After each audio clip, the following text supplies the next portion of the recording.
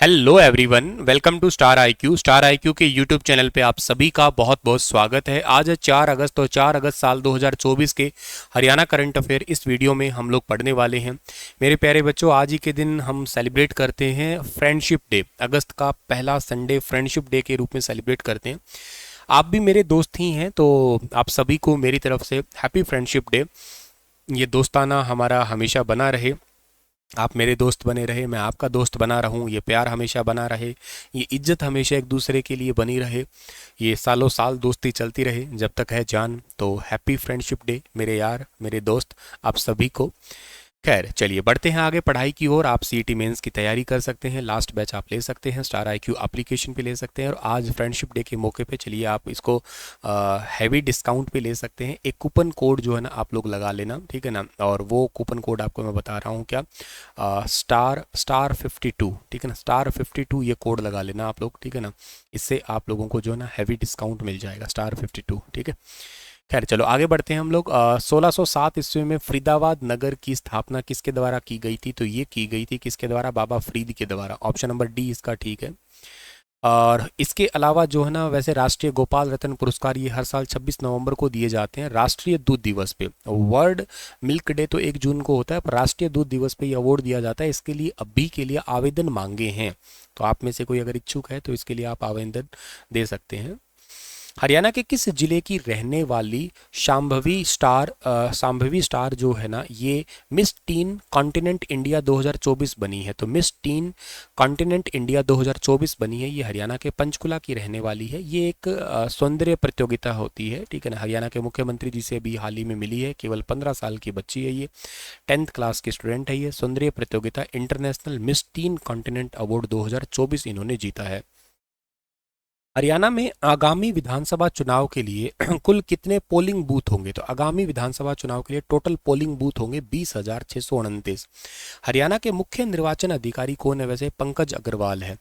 अच्छा, 20,629 तो polling booth होंगे, ठीक है, हमें समझ में आता है, लेकिन इसमें से 817 पोलिंग बूथ तो नए बनाए जाएंगे। लोकसभा चुनाव में पोलिंग बूथ की संख्या जो है ना वो 19,812 थी, ये याद रखना। और हरियाणा के 22 के 22 जिलों में बैल भारत जो इलेक्ट्रॉनिक्स लिमिटेड है, ये ईवीएम की चेकिंग का, फर्स्ट लेवल ईवीएम चेकिंग का है, वो काम स्टार्ट कर चुकी है। वैसे मैं आपको बताता हूं कि लोकसभा चुनाव अभी हाल ही में हुए थे ना, तो लोकसभा चुनाव में टोटल हरियाणा से कितने प्रत्याशी लड़े थे? टोटल हरियाणा से 223 प्रत्याशी जो है ना वो लड़े थे, मतलब 10 लोकसभा सीटों के लिए। नोटा का बटन जो है ना वो सबसे ज़्यादा हरियाणा में दबाया गया था। कहाँ पे नोटा बटन हरियाणा में सबसे ज़्यादा? फरीदाबाद के अंदर दबाया गया था, ठीक है ना। फरीदाबाद में सबसे ज़्यादा नोटा का बटन का इस्तेमाल किया गया था, लगभग 6,754 वोट मिले थे नोटा को। और सबसे कम कहाँ नोटा का बटन दबाया गया था? सबसे कम दबाया गया था सोनीपत में। सोनीपत के अलावा रोहतक में भी दबाया गया था सबसे कम। और ओवरऑल पूरे हरियाणा में नोटा का बटन जो है ना कितने लोगों ने दबाया था? वो 43,026 लोगों ने जो है ना नोटा का बटन पूरे हरियाणा में। वैसे पूरे भारत में सबसे ज़्यादा नोटा का बटन कहाँ दबाया गया था? तो ये इंदौर में जो है ना वो नोटा का बटन।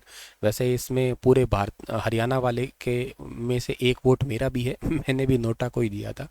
खैर, तो इंदौर के अंदर जो है ना वो क्या था? 2,18,674, ठीक है ना। 2,18,674 सबसे ज़्यादा पूरे भारत के अंदर जो है ना वो नोटा बटन दबाया था लोगों ने। अच्छा, हरियाणा में इस बार ग्रेजुएट मेंबर ऑफ पार्लियामेंट कितने बने हैं? 9 बने हैं। एक जो हरियाणा से है ना, जो हिसार से है, जेपी जयप्रकाश, वो सबसे कम पढ़े लिखे हो गए इनमें से। वो बीए सेकेंड ईयर तक पढ़े हुए हैं, ठीक है। और जो इनमें से दीपेंद्र हुड्डा और नवीन जिंदल तो जो है ना एमबीए कर चुके हैं, जबकि 4 ऐसे मेंबर ऑफ पार्लियामेंट है जो एलएलबी कर चुके हैं, ठीक है। और इसके अलावा हरियाणा में अब तक टोटल कितनी महिला ऐसी है जो मेंबर ऑफ पार्लियामेंट बनी है? तो टोटल 11 बार ऐसा हो चुका है जो महिला मेंबर ऑफ पार्लियामेंट बनी है। इस बार कौन बनी है? वैसे इस बार का नाम तो आपको याद होगा, कुमारी सैलजा है। कहाँ से जीती हैं ये सिरसा से। वैसे सिरसा लोकसभा सीट ऐसी है जो सबसे ज़्यादा जो है ना वो मेंबर ऑफ पार्लियामेंट सीट दी है। ये रिजर्व सीट भी है सिरसा, और के साथ साथ जो है ना ये आपका अंबाला सीट, ठीक है। और पिछली बार सुनीता दुग्गल यहीं से तो जीती थी आपकी। वैसे पूरे भारत में सबसे कम उम्र की महिला सांसद कौन है, उनका नाम याद है आपको? प्रिया नाम है उनका, ठीक है ना, प्रिया प्रिया सरोज है ये, ठीक है ना। ये सपा सपा पार्टी से है, समाजवादी पार्टी से है, ठीक है। और ये केवल 25 साल की उम्र की है, 25 साल की उम्र की है ये, जो मछली शहर सीट है वहाँ से जीती है ये। और इसके अलावा पुरुषों में कौन है वैसे? पुरुषों में पुष्पेंद्र है, ठीक है ना, पुरुषों के अंदर है पुष्पेंद्र। पुष्पेंद्र है, ये कौशाम्बी सीट से हैं, 28 साल के हैं ये, केवल 28 साल के। और इसके अलावा जो है ना हरियाणा के अंदर मतलब 18वीं लोकसभा सीट से 18वीं लोकसभा इस बार है, इसमें कितने ऐसे हरियाणा के मेंबर ऑफ पार्लियामेंट है जिनको लोकसभा में या हमारे केंद्रीय मंत्रिमंडल में शामिल किया गया, मंत्री बना दिए? एक तो हरियाणा के आपको पता ही है पूर्व सीएम थे, एक्स सीएम जिनका नाम है मनोहर लाल जी, उनके पास में ऊर्जा और शहरी विकास मंत्रालय मिल गया। एक है राव इंद्रजीत सिंह, ठीक है ना, राव इंद्रजीत सिंह, इनके पास में सांख्यिकी डिपार्टमेंट है, वो पिछली बार वाला सेम ही। एक है हरियाणा से कृष्णपाल गुज्जर, ये लगातार तीसरी बार फरीदाबाद से जीते हैं, इनके पास सहकारिता डिपार्टमेंट आ गया है, ठीक है। और इसके अलावा हरियाणा में जो है ना सबसे ज़्यादा प्रवासी मतदाता भी फरीदाबाद के ही हैं आपके, लगभग 7 लाख प्रवासी मतदाता है, मतलब बाहर दूसरे क्षेत्र वाले हैं, ठीक है। हरियाणा के अंदर कौन कौन मेंबर ऑफ पार्लियामेंट है? जैसे सिरसा से हो गया, ठीक है ना, एकमात्र महिला सांसद हरियाणा की सिरसा की होगी, ठीक है ना। भिवानी से कौन है? भिवानी से लगातार तीसरी बार जीते हैं, जिनका नाम क्या है? जिनका नाम है धर्मवीर, ठीक है ना, धर्मवीर है। हिसार से कांग्रेस से आए हैं इस बार, जेपी है, जयप्रकाश हो गए, ठीक है। अच्छा, गुरुग्राम से लगातार 5वीं बार, ठीक है ना, और वैसे टोटल जो है ना 6 बार हो चुके हैं, लेकिन लगातार 5वीं बार जीते हैं ये, इनका नाम है राव इंद्रजीत सिंह। और फरीदाबाद से कृष्णपाल मैंने बताया था आप लोगों को। रोहतक से कौन है? रोहतक से दीपेंद्र हुड्डा हो गए। सोनीपत से कौन है? सोनीपत से सतपाल ब्रह्मचारी, ठीक है ना, सतपाल ब्रह्मचारी। एक और सीट कौन सी बच गई? अंबाला बच गई ना, अंबाला से कौन है? वरुण चौधरी है, ठीक है ना। ये तो पहले विधायक भी थे लेकिन इस बार ये बन गए।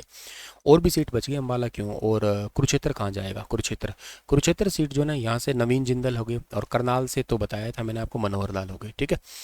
और सबसे ज़्यादा वोट जो है ना इस बार दीपेंद्र हुड्डा को ही मिले थे, लगभग 3.5 लाख, 3.45 लाख वोट है ये, रिकॉर्ड है। और सबसे कम वोटों से जो जीते हैं ये सतपाल ब्रह्मचारी जीते थे, केवल 21,000 समथिंग कुछ वोट है, 800 समथिंग कुछ है, पर आप 21 या 22,000 के आसपास याद कर सकते हो, ठीक है। आपको पता है हरियाणा में लोकसभा सीटें अब तो 10 है, लेकिन 2026 का जो परिसीमन होगा ना उसमें सीटें बढ़ जाएंगी और सीटें 24 हो जाने की संभावना है, ठीक है ना।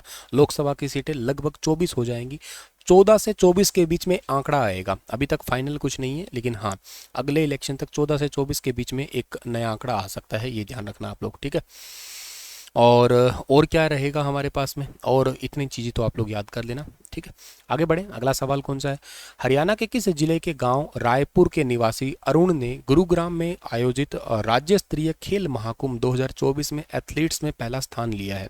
तो ये पहला स्थान लिया है, ये बच्चा रहने वाला है कहाँ का? ये हरियाणा के सोनीपत का रहने वाला है। गुरुग्राम के अंदर ताऊ देवीलाल खेल स्टेडियम में एक राज्य स्तरीय खेल महाकुंभ आयोजित हुआ था, 1 से 3 अगस्त तक ये चला था, जिसमें 18 साल का अरुण जो है ये 5,000 मीटर दौड़ में हिस्सा लिया, जिसमें इन्होंने सबसे कम समय में 15 मिनट में ही लगभग जो है ना रेस पूरी कर दी थी ये। और ये सोनीपत जिले के गांव रायपुर का रहने वाला है बच्चा। हरियाणा की पहलवान है विनेश फोगाट, इन्होंने स्पेन ग्रैंड प्रिक्स 2024 में कौन सा पदक जीता है? गोल्ड मेडल जीता है। ओलंपिक में भी खेलेंगी, उम्मीद करते हैं ओलंपिक में भी इनके पास गोल्ड मेडल आए। हरियाणा का पहला पीएम दिव्यांसा केंद्र किस जिले में खोला जा रहा है? वेरी वेरी इंपॉर्टेंट है, पीएम दिव्यांसा केंद्र हरियाणा के महेंद्रगढ़ में खोला जा रहा है, ऑप्शन नंबर सी इसका ठीक है। इनमें क्या होता है कि ये दिव्यांग जो होते हैं ना, इनको जैसे ट्राई साइकिल हो गया, व्हील चेयर हो गई, बैसाखी हो गई, या जिनको सुनाई नहीं देता उनको श्रवण यंत्र हो गए, स्मार्टफोन हो गए, ऐसी चीज़ें जो है ना इनको उपलब्ध करवाई जाती है, ऐसे सेंटर्स पे फ्री में उपलब्ध करवाई जाती है, और फ्री में इनको रिपेयरिंग वगैरह जो है ना वो उपलब्ध करवाई जाती है कुछ सालों के बाद में, ठीक है। हरियाणा में लाख की चूड़ियाँ सबसे ज़्यादा महेंद्रगढ़ में ही बनती है। आपके लिए सवाल छोड़ के जा रहा हूँ कि गोहाना नगर प्राचीन काल में किस नाम से जाना जाता था? बताइए इसके बारे में विस्तार से। कल फिर हाजिर होता हूँ लेटेस्ट अपडेट के साथ, तब तक अपना ख्याल रखना। राधे राधे।